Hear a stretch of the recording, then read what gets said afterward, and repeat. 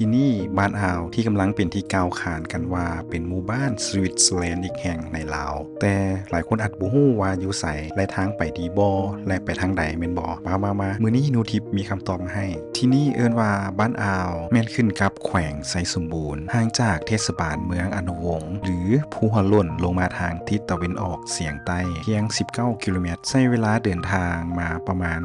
20-30นาทีก็มาฮอดแล้วเพราะว่าทางที่มาก็จะเป็นทางลาดยางแบบดีเลยแต่ทางมาบางช่วงค่อนข้างที่จะเป็นทางซันแน่ซึ่งบ้านอ่าวนี่แท้แล้วมี3บ้านติดกันก็คือบ้านอ่าวเหนือบ้านอ่าวกลางและบ้านอ่าวใต้ถ้าเฮามาแต่เมืองอนุวงศ์ก็จะมาฮอดบ้านอ่าวเหนือก่อนอยู่นี่จะมีทุ่งนาอันกว้างขวางสุดสายตายามแสงตะเวนต้องใส่นี่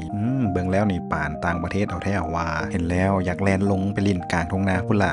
ยับต่อลงมาก็จะแม่นบ้านอ่าวกลางที่มีขวสลิงข้ามฟากแบบนี้ที่หลายๆคนมักมาเช็คอินลินน้ำกันรวมทั้งข่อยนำเนาะอดใจบ่ได้เลยที่จะลงไปลินน้ำไอ้จะอดใจไหวเนาะกับน้ำใสๆไหลเย็นแบบนี้แถมเห็นเจ้าทินลงลิ่นเป็นตามวนสุดว่ามาหลายอยากมานอนแคมป์อยู่นี่ซ้ำเด้ทุกคนก่อนจะมาต้องฮู้เนาะว่าอยู่ที่นี่นะมันบ่ได้มีบ้านพักหรือโฮมสเตย์เด้อถ้ามานอนก็ต้องได้เอาเต็นท์มากางเองแต่ก่อนจะกางเต็นท์ก็ดีแท้ก็ต้องได้ขออนุญาตจากทางบ้านเพิ่นก่อนก็จังใดสุดท้ายนี้ไผที่มายามภูหัวโล้นไซสมบูรณ์แล้วก็อย่าลืมมาแวะมายามบ้านอ่าวหมู่บ้านสวิตเซอร์แลนด์อีกแห่งของลาวเฮานี่ก่อนเด้อ